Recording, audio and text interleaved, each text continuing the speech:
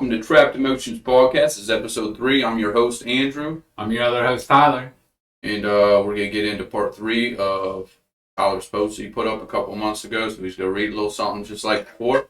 And then we're going to get into it. We just want to say we thank you for all the support that you've given us the last couple weeks. We're trying to put out as much content for you as possible. Hopefully we can help someone, come heal with us.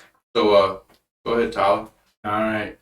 So this one starts off, I am broken and I feel like the sky is falling on me. I push everyone away when I'm dying inside and get mad that no one hears my cries. I let go of people I shouldn't because I don't allow myself to experience any joy. The depression sets in. I guess at the bottom is where I'm most comfortable at. I burn my bridges down, hide behind a false pride and a humor because I'm filled with fear that if I let people come in mentally and emotionally, they will hurt me.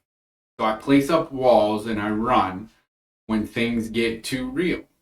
Kill my emotions. I spend so long living in hell, that's the only place I feel comfortable at. In simple words, I'm emotionally lost. I pray again, looking for peace, looking for a God that I felt never came. He must have hung up on me. Must have been a bad connection, right? Yeah. What was so funny about that? Nah, it's kind of funny. Like, I was just thinking about it when I was there because I was like just going back in time and rereading this stuff and like understanding where I was then to where I am now. Like, it's crazy to me to look at, right? And to re-feel these emotions. Because like last episode, like watching it back, like you can tell like I really felt those emotions again, right?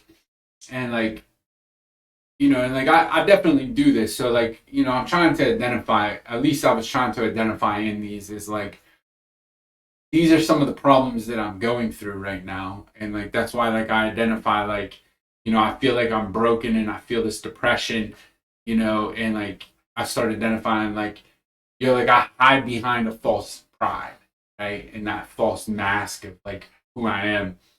And then like, it's like I feel like I'm sitting in an empty house, right? And like that's where I was at in it. It's like, and like it makes me laugh because like I'm thinking in my head like, damn, like I was messed up. You know what I mean? Like I was kind of messed up, and like because in my mind at the time that this was going on, like I was feeling a lot of depression. I was feeling like I felt like I had no purpose in life anymore. Like felt like I just couldn't connect to anything. I'm 38. I'm single. I have a cat. I'm like, who the hell wants to be with that? You know what I mean? Like, I'm thinking to myself, like, who wants to be with a single 38-year-old male with a cat? Like, yeah, I got a good job, but, like, that's it.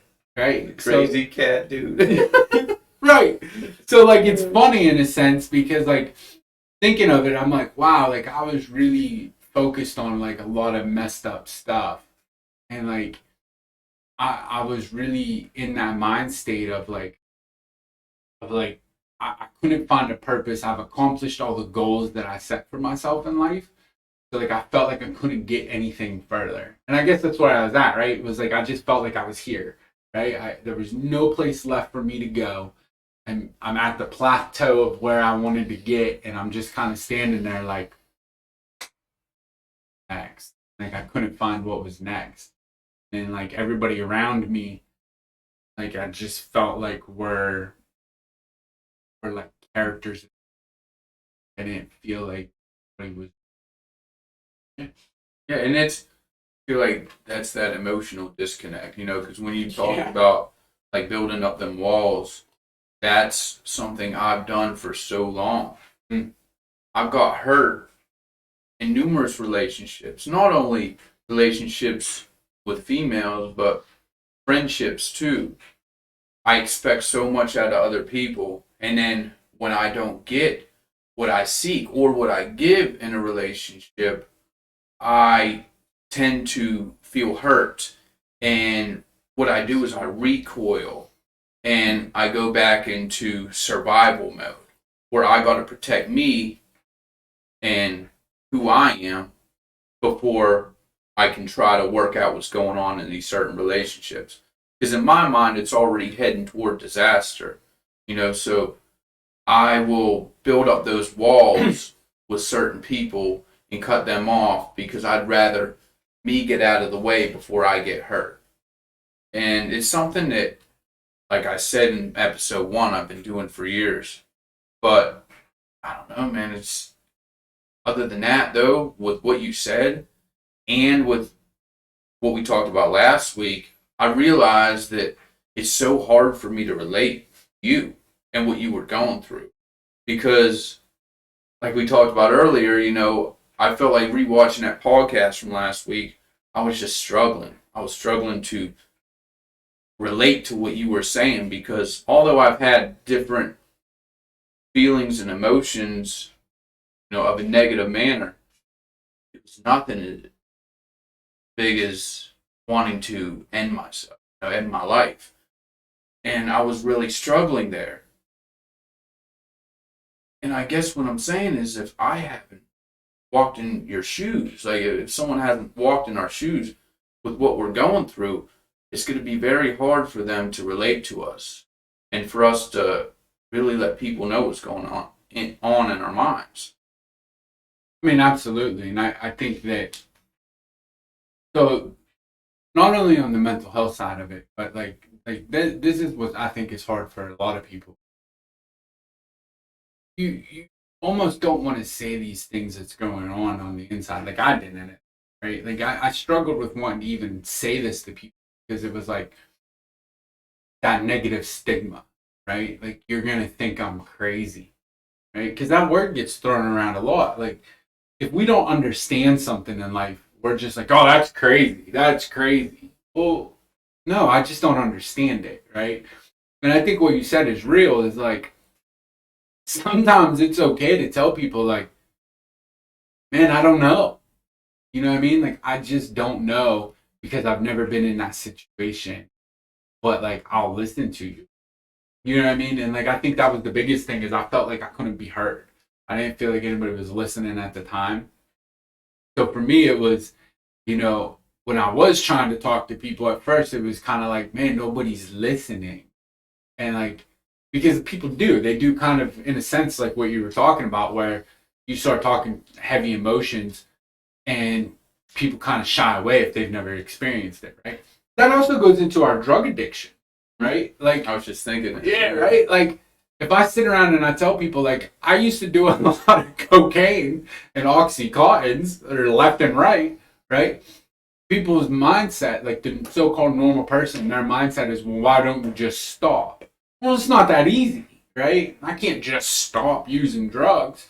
It's, it goes deeper than that, right? Because that fear of abandonment, which is what I'm talking about in this too, is like that fear of abandonment. Like I fear that. So like we use drugs and alcohol to cope, and like we lose coping skills. So at the end of the day, man, is like we struggle to understand what people are going through if you've never walked in that.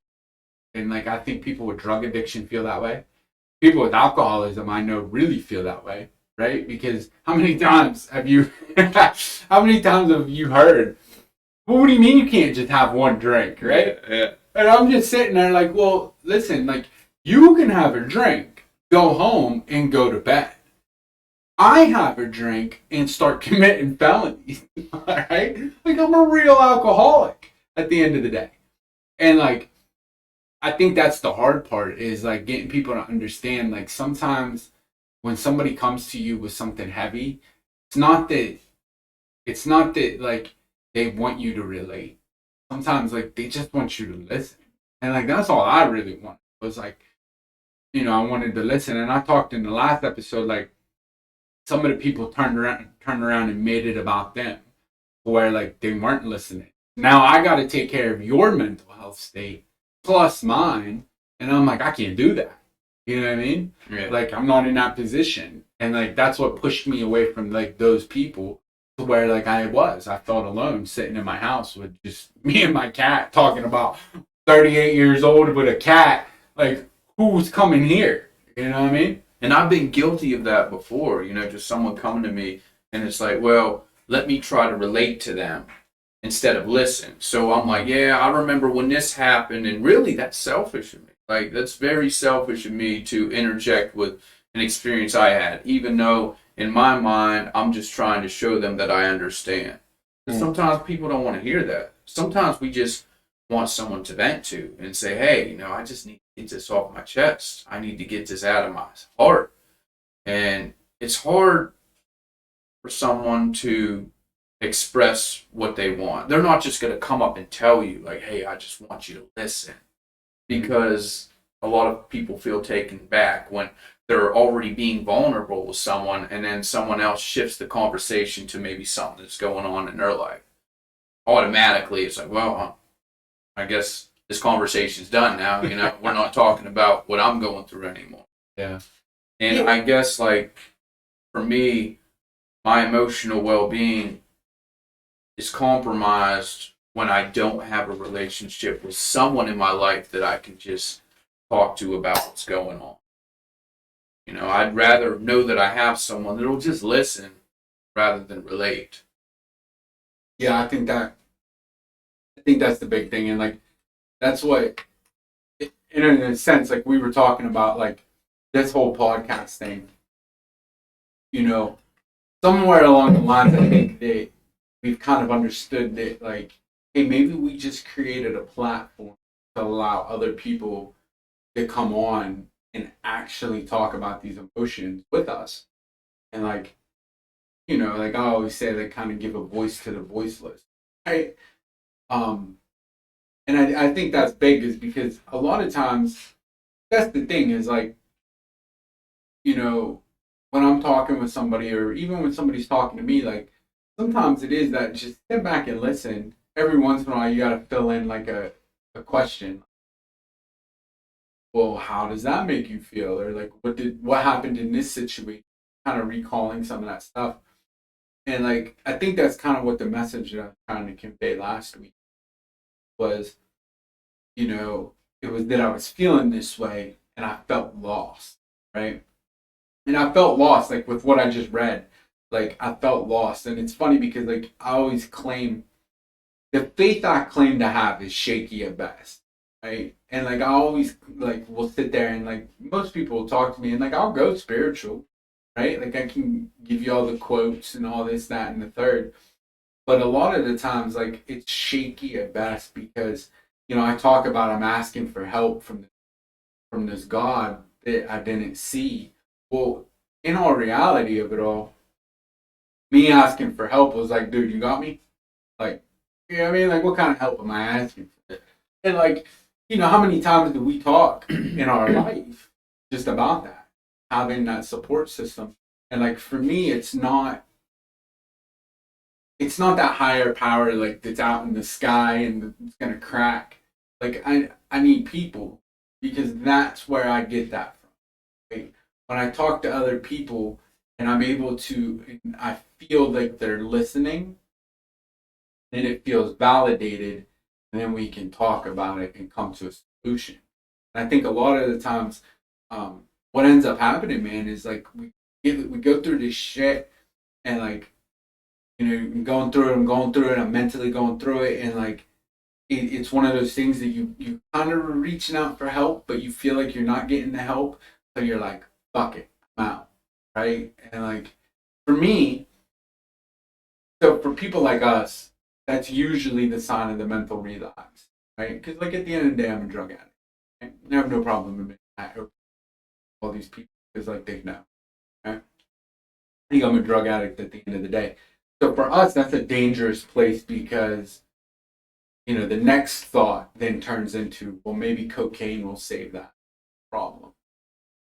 But for me, it was, I've worked way too hard to want to go back to that drugs and alcohol thing. So like if I just end it, then I'm good, right? And like I think that's the struggle. Sometimes people don't realize that like you can go through these emotional problems when somebody comes to you.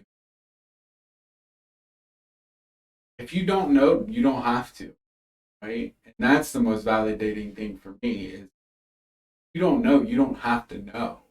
Like I know the coping skills, I know how to deal with it. I just need you to listen to kind of walk me through the process, more or less, right? Kind of like bounce some ideas off the walls. So, I mean, I think that's the big takeaway. Yeah. See, it got me thinking about my mental processes when someone's coming to me with something, and I think of, okay, what can I say? What can I say to make this better? Because me, I'm an empath at heart. I feel everybody's emotion, and I want to do what I can. Yes, you are. I am. And I want to do what I can to make them feel better and comfort them. It's just in my nature. It's who I am. It's who I've always been. And it's hard when there's nothing that you can say and you can't relate. You can't be there. But the fact that we have each other and plenty of other people in the recovery community that we can relate and talk to is huge for us. But how many people out there, I was just thinking about this, how many people out there don't have anyone to talk to about this? They're just stuck. They're just trapped, and they go through these things all the time. They get deep into isolation, depression, a lot of self-pity, anxiety. Man, what do they do?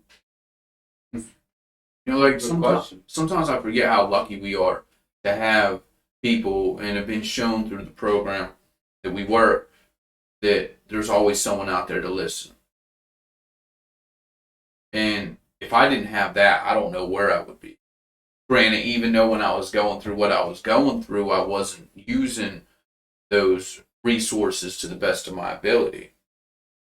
But once I was able to, like I said, once we started talking more, it just, everything clicked and I felt better and that release was there. I feel like there could be a way where more people could be helped by us. And I think that that's what this podcast really means to me is in the beginning when we first started talking about this, that's what I thought about. Like, what about those people that have no? And that's why I wanted to come on here and for us to show our vulnerability and show that, hey, it's okay to talk. Even if you want to come on and, talk to us, like we talked about, no pinky promises. No pinky promises. He don't have a pinky. He's been wanting to do that for 3 episodes. No pinky promise. I lost the pinky. But, and those are things that, we've talked about, just to have an outlet for people. And what I talked about is like having those men's retreats, where we can all maybe like get around, sit around a campfire, get together, just talk about like something that really bothers us that we don't talk about. Because I believe that having those resources and the availability of people to share these things with, is really what's going to help this mental health community. Yeah, I feel that. I feel that. I also feel too, like, a lot of times, like, people struggle within, our own communities. Like, for me, it was when you've been around for so long and, like, the stuff that we do, like, outside of, like, this, like, in our normal life, like, with work and, the programs of stuff that we work, right? Don't want to mention anonymity reasons. Anonymity. Yeah, just throw it out there, right? But given that, like, the longer you've been around in those, the harder it is, right? Like, I don't know about you, but like for me, like I feel like it's harder because when you do start talking that, and that's why I say like the false pride, right? Is because like when you do start talking about that, people will be like, "Oh my God, you've been clean this long?" And it's like, well, yeah, some of my darkest days are in recovery, right? Like, actually, all my darkest days are in recovery, if I'm being honest, right? That's not, it's a life, right? And dealing with life is like, it's hard sometimes. And like, we are blessed, like we have an outlet. But at the same time, though, like I have a lot of like self doubt and a lot of self like and we'll end up talking about it a lot more in like episode 6. That's the one where I really dive into like my character defects and like, but like I have a lot of self doubt issues and a lot of honestly self hatred and like where I always feel a certain type of way. So even trying to like talk to somebody or share with them, I don't know, man, I'm breaking the mind. Right? Necessary. Yeah. But like at the end of the day, I don't know, man. Like, I struggle a lot with that, and like even sharing with people, I think like people look at you in a sense because like I've had that before, right? And we were talking about this. Like I went to a meeting of those kind of places, right? Where I was struggling, and I had said that, right? I was like, I'm really struggling, da da da da da, and like everybody kind of chuckled and they were laughing, and I'm like, yo, like I'm actually serious right now. I'm really struggling, and like nobody took it serious, and like everybody kind of steered away, right? Mm-hmm. And in my mind, it was like, what the hell is going on here? And it was, and this was said to me, right, by somebody. They were like, well, you're not a newcomer no more. You know what to do, right? And I'm like, God help me on the day that I feel I'm no longer a newcomer, right? Because if I feel that I'm no longer a newcomer, that means I think I got this. And if I think I got this, I'm out the door, right? I'm out. That's just all there is to it. So it doesn't matter about how much time you think you have sober and like everything should be good now. Like bullshit, right? We struggle. People struggle. Sometimes you just gotta listen to people struggle, right? And I think that's where, I try to like listen to people, and I'm not good at this either, right? Like don't get it twisted. I'm not perfect at this either. Because like there's times where life is going on so much that like somebody will reach out and like it'll be like 10 hours later and I'm like, oh shit, I didn't call them back, right? And I'll like call them back, be like, yo, I'm sorry, like I forgot, right? Oh, I'm good now. Like, are you really? Or like, because I didn't mean to make you feel like you weren't important.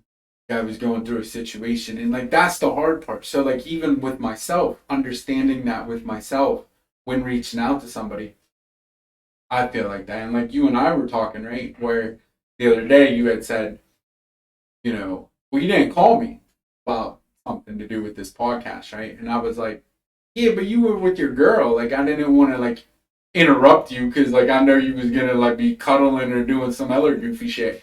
So you know what I mean? So I'm like, I didn't call you. Like me and Justin figured it out, and you were like, I feel like I'm left out, and I'm like, well, I didn't want to bother you because you were with your girl, and like that's the mindset that like I get into when I was kind of in a depressive state. Like I was depressed and I felt like they're busy. And I know people feel like that with us. Because I even said on the last episode, like, yo, I'm accessible. Right? I mean, Facebook blocked me from messaging because I spammed everybody with the episode. And I apologize to those that are listening. They got it in their messenger. And, I'm sorry. I'm just trying to spread the podcast. But, so Instagram didn't block me though. I'm just saying. I got that. But like I try to be accessible to people and like sometimes that gets overwhelming too. You know what I mean? Because now codependency kicks in, right? Want to save everybody, where's my cape? Right? Yeah. Neglect my own needs, right? So here's their needs, here's my needs, here's what's going on. If I'm sacrificing my own basic needs, everything's bleeding into everything and like I'm failing in everything. You know what I mean? That's why self-care is so important. See, I want to go back to what you said about, people like seeing that you have all that time and sobriety and, thinking that you just got this. And what I thought of when you were saying that was, people, I know for me, they put me on this pedestal. they said, oh, he's accomplished this and he's accomplished that, but like they have no clue what's really going on inside of me. And it makes it hard for me to share it because when I have shared it in the past, people are like, oh, well, I didn't think he went that, and they're completely taken back because they have this vision of perfection from me just because of how I turned my life around. They don't always understand that I still struggle with things, and sometimes that makes it even harder for us to speak on it. Like my mind, like wow, people think I got it. So if I say this, then they're feel a certain type of way, and they're going to start judging me and looking at me different, which is something that I've always struggled with, was how people thought of me. Don't get me wrong, it's getting better. The older I get, I'm more comfortable in my skin and who I am, and my ability to handle situations that arise. But at the same time, I'm still trying to strive to be better. And I guess I want other people to see that too. And what you said about people reaching out to us and us not getting right back to them, I know I've been there in the recent past where people would message me on Messenger and I would get all these messages and I wouldn't answer any of them because it was just like, it was so overwhelming. I was like, especially, when I was starting to get all them pallets and I was selling that stuff. People would message me after one of my lives, and I'd have like 20 or 30 messages in my inbox that I had to answer, and I just wouldn't do it. Yeah, I would, and then even after that, people would just message me about random things, wanting advice, because they, tend to sometimes put me on a pedestal and think, oh, Andrew can help me, even though sometimes I may be struggling worse than they are that day. And, that's something that I need to work on, because no matter what happens, I have to be there when other people need me. And one thing I've done recently is I've really limited the amount of interaction I have with random people. And as mean as that's going to sound, it was something that I needed to do when I was going through what I was going through. Because I could barely handle my own emotions, let alone 10 other people that come to me with problems that they're going through. And so one thing I've been doing in the last few months since we started talking is really cutting it down to who matters in my life and the people that I really care about, working on those relationships. And as much as I want to help people and care about everybody out there, like I said, I'm the empath. It's sometimes hard for me to deal with all that when I'm trying to deal with what I'm going through. Because over the years, I've found that I tend to focus on others more than I do me and my daughter. I've seen my relationship with other random people affecting my relationship with my daughter. Because when I'm trying to help people and deal with what they're going through and talk to them about what they're going through, I can't be there for her. When she said, Dad, this is what I did in school. Listen to me, here's what happened. Can you sit down and talk to me? Dad, will you put your phone down? As I'm trying to message 10 people back about the day that they're having. So for my emotional health, my mental health, I had to really decide what was best for me. And as much as I want to be there for and help people, like I said, I have to come first. And that's one thing I've realized in this journey over the last few months is that Andrew and his family, the people close to him, have to come first. If they don't, everything's going to fall apart. And I think making those decisions about who to let in your life and who you can just let go of are very important in this journey on my mental and emotional health. One thing.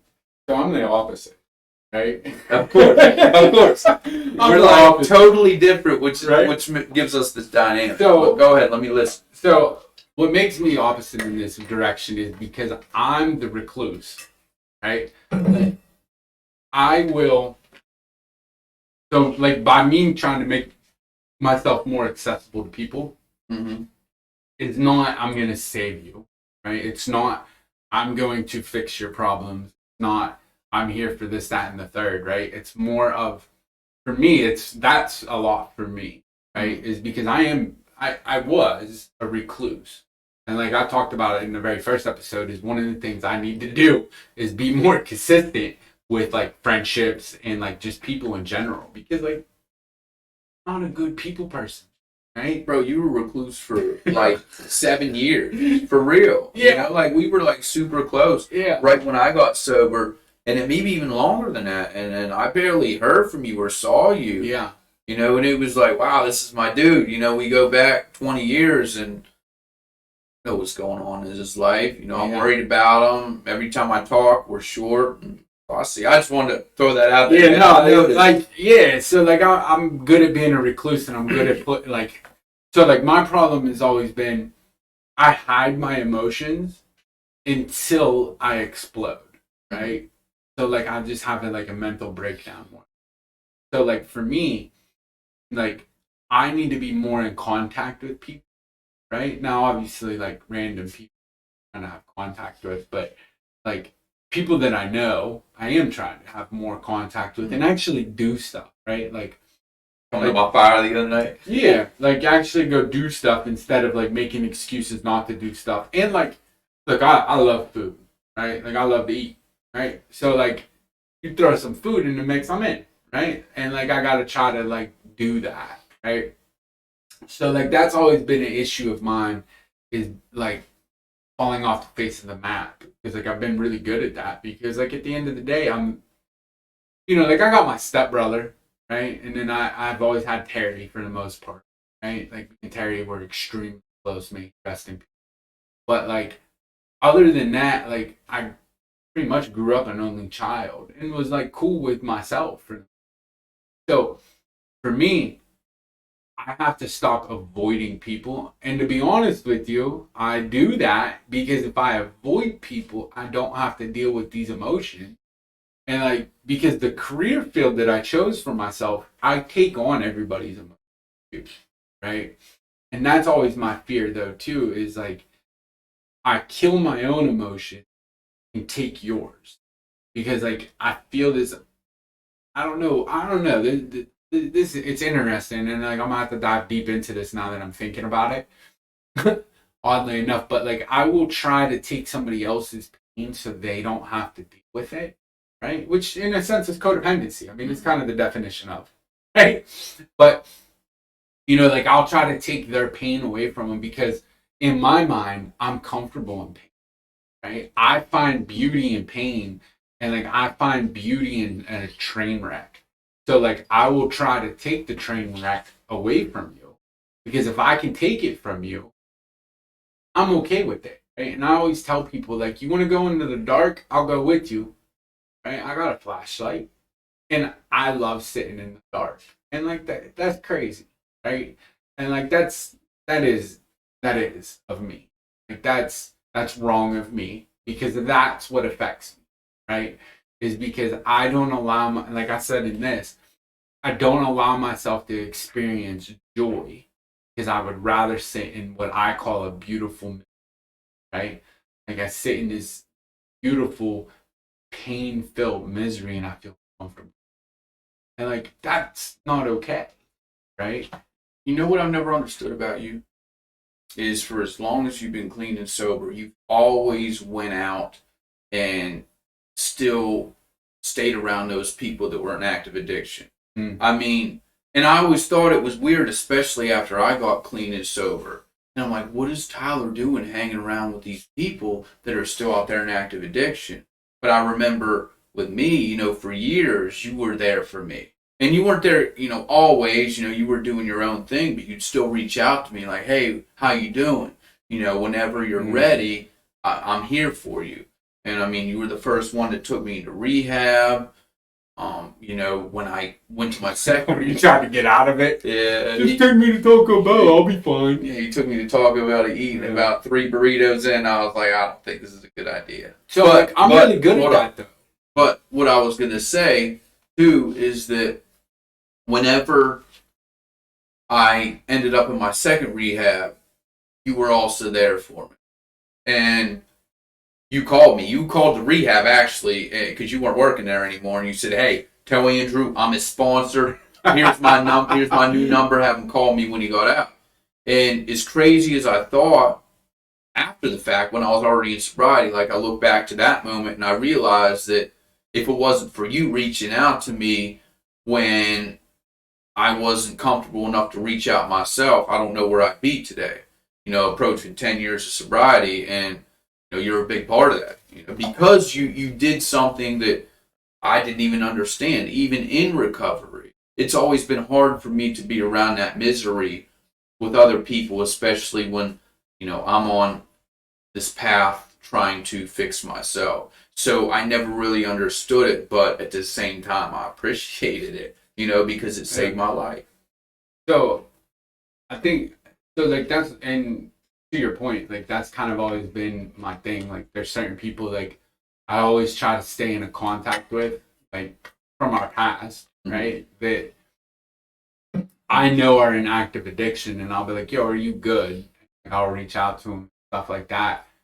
And like, like in a sense, like I try to like get people on a path, and like I don't know, this is that codependency, right? I try to get you on this path of like doing right, because like at the end of the day, man, I want everybody to do good. You're a right, sir. You want like I have no hate in my heart, right? Like I don't have any hatred towards anybody. Like I don't want people to be in misery. I'll take it from you, right? Is how I feel. And like, so like I try to help these people in hopes that like I can put you on a path, but like I'm out. Like I'm gonna get you there, but then I'm out. Now, and that's the problem, right? That's what we're talking about. Yeah. That's where my consistency needs to lie, is continuously trying to be a part of people's lives. Like friends, right? Like I don't do friends well. Like I'm not a good friend, right? Like as much as like, people will be like, oh man, like I, just kind of like what you did in a sense. Like I'll get that a lot from people. Dude, like you really helped me, da da da da da. But like I'm not a good friend because like I disappear. And like I disappear almost when you start experiencing joy, okay, I'm out. Like you're happy now. Let me go to the next one. And I try to take that misery from those people because again, I'm addicted to the pain. Like I'm addicted to pain. So this is a thought. Okay, so I've been thinking about this as you've been talking. I just keep thinking about how you look like the White Jaw Rule, and like I'm It's afraid murder. I'm afraid that he's gonna sue us for copyright infringement. Heard that over the years. It's murder. But anyway, but no, for real. So I was thinking, with you saying that, and with you doing what you do to try to help people that are struggling. Do you think, now this is going to be an in-depth question, so don't answer right away, right? All right. So do you think that it could be your ego wanting to say, hey, look, I'm a fixer, look what I can do. I can take these people from where they're at, and I can get them on the path to living a better life. Because I know the one thing I struggle with, and I've talked about it with you before, I don't know if I've talked about it, on these podcasts yet, but I've tended to fall into these situations with women where I get into relationships with women that are on their way to a better path, in my mind. And I feel that I can try to get them there. And, after all that time I spent single just trying to figure out like what I was doing in these relationships, I realized that I think a lot of it was ego, where I was trying to say, hey, look at this person that's just getting out of their brokenness. Let me show you what I can do to give them a better life.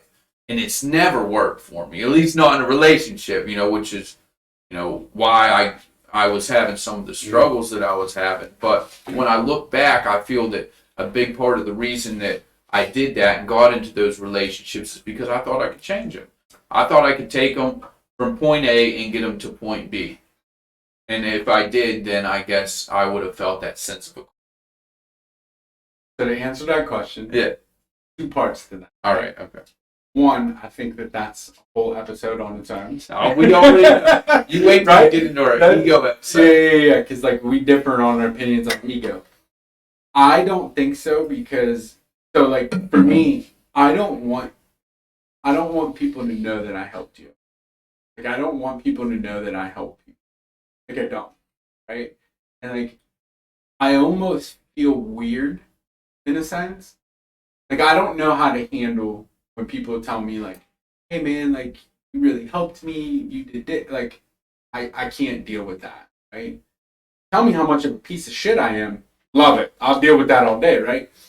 Because at the end of the day, I don't care what people think of me, right? What you think of me is none of my business. I don't care. Your opinion has no bearing on my life, right? Like, because I don't want that credit. Like, I don't think of it like that. Like to me, when people tell me that, my response is always, I didn't do anything. Don't ever thank me. I didn't do anything at all. Give me no credit. The only thing I did was just point you in the right direction. It had nothing to do with me. You, like your sobriety, right? You did that. You did, right? I didn't do that. You, at the end of the day, had the choice. And you chose to continue down this path, right? And this is going to sound really messed up. And like, I'm sure my sponsor's going to call me after this. But like, I get irritated with the whole, I got this much time clean. How'd you do that? Well, we did this. No, we didn't. I don't even know you. We did nothing, right? You did, right? Like at some point you have to have some kind of pride in yourself of like, hey man, my confidence level did this and that. I didn't do anything. I did nothing for you. In my belief, God spoke to you. He used me, right? And I did nothing. I want no credit at all. And I hate when people say that, right? It's actually a pet peeve of mine. I don't mind if it's like a one-on-one setting, but like when there's a large group of people around, or even if there's people around, somebody's like, "Hey man, da da da da," I kind of feel fucked up about it. Not that I know you hate when I curse, but I don't hate it. Yeah, I don't hate it. But like I know, like for me, like I feel some type of way about it, where I'm like, shh, like it's almost like, shh, I don't want that credit, right? And like I know that I didn't do anything to help it, right? And that's how I feel. Like at the end of the day, I feel like I don't really do anything to help anybody. All I do is like flip words around, and like there's no difference between what I'm saying and what like a Jadakiss is, except for he's a better lyricist, right? But like in a sense, it's the same thing, right? Because like I can listen to a music, like I can listen to a song and be like, oh, like this really hit me, and like, man, I've been fucking up. I just need to do this, right? And like, I guess that's something I learned from like my sponsor was like, because I'll say to I remember when I got my degree, right? I called my sponsor. I was like, you know what we did? And he said, we. He said, son, I ain't write damn paper. We ain't do shit. He said, you did. Take pride in that. I said, oh, okay. And that's why, like, I think like ego don't have anything to do with it, because at the end of the day, you know me. I'm a very like not that egotistical in a sense, right? And like there are certain things in me that's egotistical, but at the end of the day, like you're not going to see me in flashy cars. You're not going to see me with. I mean, I got slippers on, and like this ain't for the podcast. These are my everyday shoes. You know what I mean? Like you're not going to see me gym shorts and like. You know what I mean? Like I'm not out here stunting like my dad. You know what I mean? Like I ain't doing that crazy shit, and like because I don't want that attention. I hate that attention, which plays into a lot of these emotions. Well, either way, But we're gonna have a good. We'll get into that ego yeah. at another time. I mean, the thing is I'm always looking at reasons why I do things, and whether I want to believe it or not, there's always deeper motives to the things I do. And without doing the shadow work on me and why I'm doing these things and observing my actions and thoughts, I'm never going to understand it. So that's why whenever you say something like this, I like to call you out and see exactly how you were thinking, because for me to understand the way that my mind works and the thought processes that I go through, I want to know how yours works, and the thought process that you go through, come to the conclusions that you come to. But, this podcast is something where we're going to delve into a lot of that, understanding not only ourselves, but I feel like the human psyche too, because no matter how much we like to believe that we understand why we do the things we do and the way we think, we don't know. We know very little. Right. And that's something that I've always told myself, and I'm telling myself more in the last couple years as I'm having these emotional issues arise. I realize that I know very little about myself and why I feel and think the way that I do. But talking about them helps me get a better understanding of why I'm having them and what I can do to alter the way of, alter that negative path that I can be on if I don't deal with these emotions. I mean, in a sense, bro, it's kind of egotistical that we think that these people actually give a shit what we have to say, right? But real quick, before we wrap this up, I do want to give a shout out to Courtney Russell, right? Because she went ahead and made us these Trapped Emotions T-shirts. Told her that we would mention it, right? Woo. So she got a shirting thing, right? And she forgot to give me the thing for me to say, but whatever her company is. But she went ahead and whipped us up some of these T-shirts. I guess we're gonna make a bunch of them, and we're gonna give them out to y'all for the first couple of ones. Ain't gonna charge you for them. We're just gonna give them to people who want them. But yeah, listen, real quick, because we're gonna wrap this up. Is like I said in the very beginning of this, we think at the end of the day, we decided that like we created a platform for the everyday person. And, at the end of the day, man, this is kind of like your guys' show, and like we want to hear from you too, right? So we got like a 7-part series that we're kind of going through, as you could tell. But like at the end of it, we want to hear from you, and we would like to, obviously we're going to change this set around, and we would like to bring you on and, hear about your emotions and like how you dealt with things. And it's not all drug addiction, right? This channel has, I don't really want it to be about drug addiction, right? Because like, although that's the underlining tone, because like junkie at the end of the day, right? I'm a recovering junkie at the end of the day. So although that's the underlining tone, mental health is also our main topic too, right? Mental health and all that. So we want to hear from you, like how you struggle, like how you got over it, like what you're doing for your self-care, right? And like, if you want to come on and, would like to talk with me and Andrew, kind of like have an interview kind of more or less with us, like we would love that. And we want you to be a part of this show. Those of you that support us, because the love is overwhelming. Like I still, like as soon as we put the last episode up, we were at like 200 in less than like an hour. And like people were sharing it on Facebook to the point where Facebook locked me out. They blocked me, right? But at the end of the day, man, like I appreciate the love, and like we want to be able to give it back to you. And like at the end of the day, like I feel like this platform is to be used for you, because everybody has a story, and your story helps somebody else. And like we want to give this platform more or less to you guys as well. And like, after we go through this 7-part series, like I said, we want to bring you on. But I hope that you like this video. I hope you subscribe to the channel, and I hope you grow with us. That's our underlining thing, is heal with us, but at the same time grow with us, because as you can tell, we're still trying to figure this podcast thing out ourselves. Shit, I don't even know how to work Instagram. Like I'm so old school, I barely know how to work Facebook. Give me my space back, I'd be all right? But so like this video, subscribe to it, and I hope to hear from you. Facebook Messenger, Instagram, the links are in the channel page. Yes, please like, share, and subscribe. Trapped Emotions Podcast on YouTube. If you need the link, just message me. I've had a couple people message me for that. and I'll give it to you. You can search it on YouTube though. See me and Tyler on there. He's made about 1 million reels already. We got 2 episodes. This one will be number 3, of course. So join us next week.